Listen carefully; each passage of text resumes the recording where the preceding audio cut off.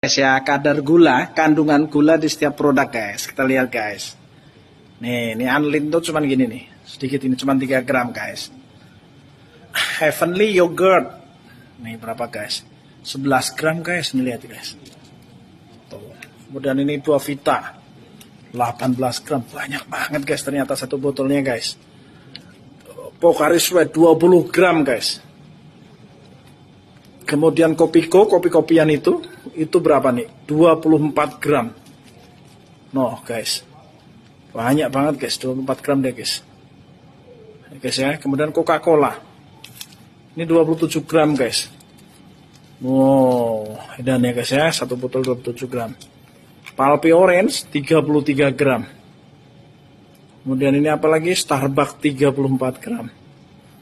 Terus ini Chat Time 45 gram. Ini minuman kekinian itu tuh. Gimana?